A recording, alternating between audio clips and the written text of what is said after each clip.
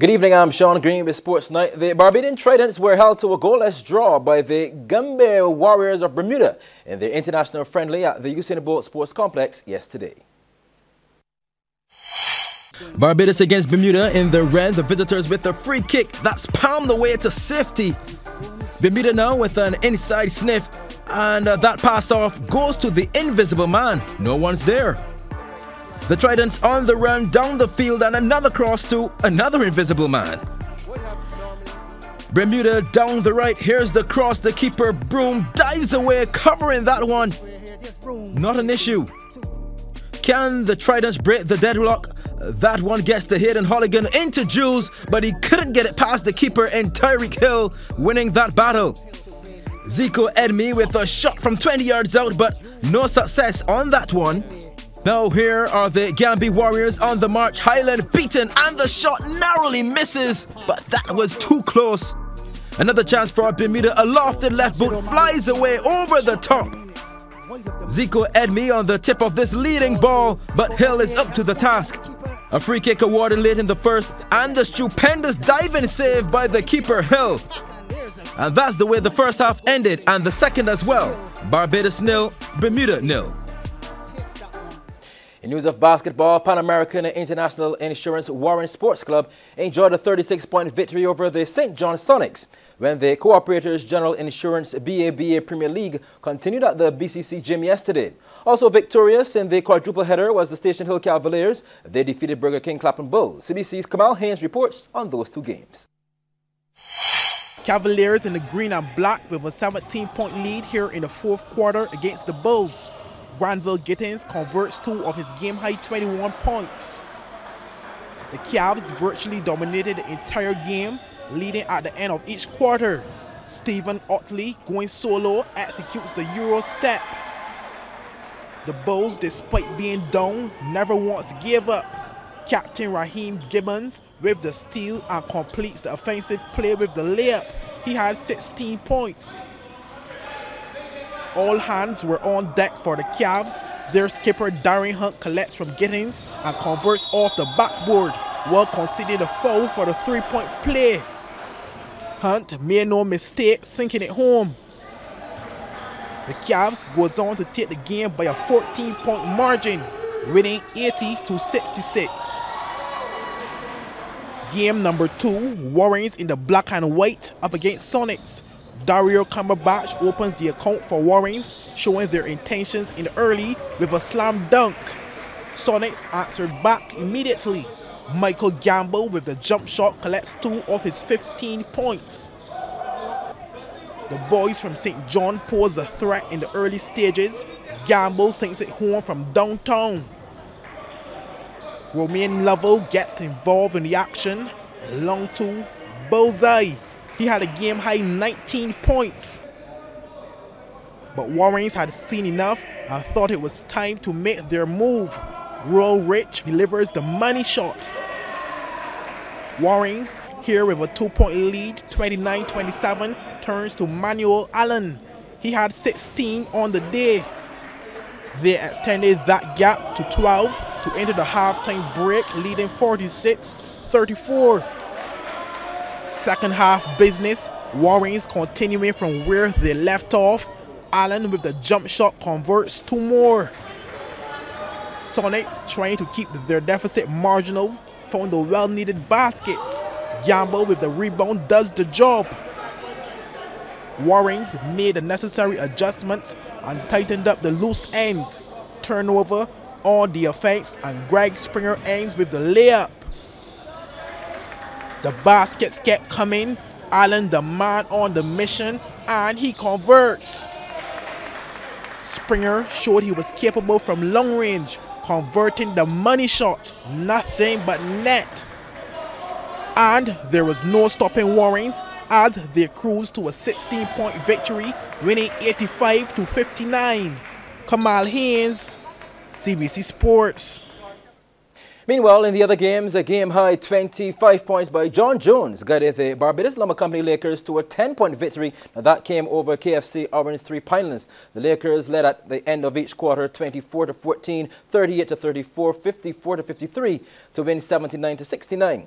The combined schools Tridents edged out the Barbados Hilton Resort Warriors, winning 90-87. In more basketball, Christchurch Foundation cruised to an easy victory over Queen's College recently in the 2018 Secondary Schools Girls Basketball Tournament. And the host foundation led at the end of each quarter, played at Churchill. Again, here's Kamal Haynes. Foundation in the black and white up against Queen's College. Amanda Knight converts to give the visitors the first points of the game.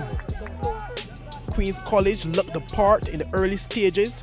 Kimani Archer with the steal and the basket. She collected 6 points in the game. But Foundation has seen enough and thought it was time to get things going. Shantia Moore does her job. And before you knew it, Moore was involved in the action once more. Another basket to her name. Foundation kept the pressure on as the baskets kept coming. Dom Clark displaying some skills, executing the Euro step and adding 2 more to the scoreboard for the home side. Foundation entered the halftime break with a 7-point lead, 13-6. Clark sinking along 2. Second half action and Foundation wasted no time getting back to the job at hand. Romancia Alderman gets her name on the scoreboard. Queen's College were down but not out. They still showed some determination. Dana Brathwaite off the backboard and in. But Foundation was just too good on the day with all their players getting involved in the scoring. Stephanie Shepherd converts the layup. Foundation would go on to take the game by a huge 19-point margin, winning 27-18. Kamal Haynes, CBC Sports. And speaking about Foundation, well, championship schools, the St. Michael School Cougars and their rivals, Christchurch Foundation Beacons, were the special guests in our 98.1 studios this morning with DJ Timeless during the Fun Factory. The St. Michael School recently won both the girls and boys titles at the just concluded BSAT Championships, sharing the girls title with Foundation, who also placed second in the boys. When the top athletes and their coaches from the SMS Cougars team and the Christchurch Foundation Beacons graced the studios, the rival athletes spoke about their preparation for BSAT as well as their rivalries on the track. But it was their coaches who had the most to say, citing their utmost respect for both teams. We have all been respectful of each other. It's good, healthy competition, but it's respectful. No one has crossed the line as yet, and I hope that never happens. And I fully support that because, as I said, I think that me and Gabriel, we can go back to from our future as athletes represent Barbados athletes. At critical level, we are both Olympians and we have gone through the same pathway of going to athletic scholarships and being All-Americans. So there's a lot of things that we can both count to say that we have followed the same kind of path in our young life. However, on the lighter side of things, Mr. Strong just couldn't resist poking at the SMS Cougars. A lot of things that we can both count to say that we have followed the same kind of path in our young life. And it's so ironic that the linkage between Foundation School and St. Michael's goes just not to the athletics side, it goes back to the leadership of St. Michael's School, where we had one of our outstanding deputy principals, Sheldon Perkins. I really have to mention that Dr. Eva Mears, the present principal, and I mean, I can accept that St. Michael's would have won. If there's one school, I can accept that because St. Michael's would have followed the pathway through Foundation School. What? Really?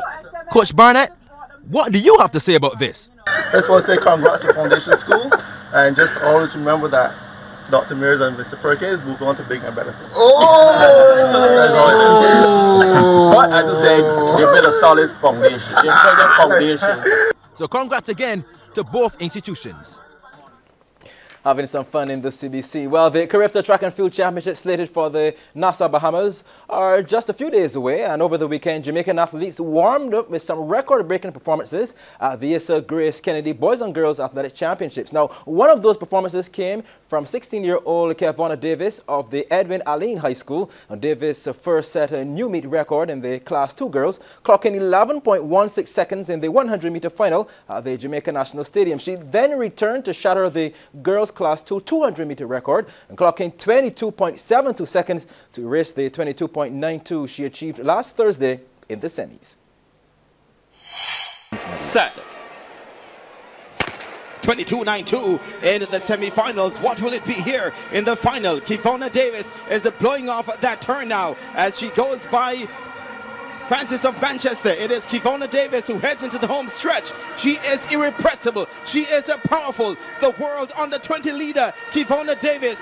Will it be faster than 22.92? Kevonna Davis of Edwin Allen takes it ahead of Francis of Manchester. 22.32 is the flash time for Kevonna Davis. Simply irrepressible. Meanwhile, 16-year-old Sashin Dennis won the Class 2 boys 100-meter finals in a record-breaking time of 10.2. Dennis smashed the previous record of 10.29 held by Raheem Chambers. In the set position, up! First time of asking, Sashin Dennis got a fabulous start. The rest will have to come from behind. Tariq Sennett and the rest are coming. They're chasing, but Sashin Dennis is away, and away for good. Supreme, spectacular, fantastic. 10.21, new record for Sashin Dennis. The defending champion retains his gold medal. More sports after the break. Well, new facilities are on their way for the sport of squash. That's the word from CEO of the National Sports Council, Jerry Blendman. The announcement came at the annual Barbados Squash Association Awards ceremony and dinner, which was held last night at the Barbados Yacht Club. In his speech, Blendman highlighted the achievements of the Squash Association and commended them on their good work throughout the year. He also commended Megan Best, who will be the flag bearer at this year's Commonwealth Games. Blendman says that with the sport being so prominent in Barbados, there is need for more facilities and they're on the horizon. We are well aware of the need for facilities, and at the National Sports Council we have already had discussions with the Barbados Squash Association for the erecting of some additional courts at Briar Hall. I'm well informed this evening that the plans are advanced and that there are a few matters to be dealt with at the national level with the Federation, and once those are in place, be assured that we continue to stand ready and willing to ensure that some additional facilities are in place for the discipline of squash.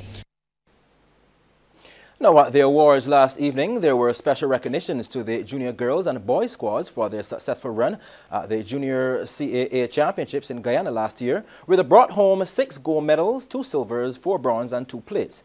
While the senior division was also awarded for their performance at the championships, placing first in the veterans section while finishing second and third in the female and male divisions respectively.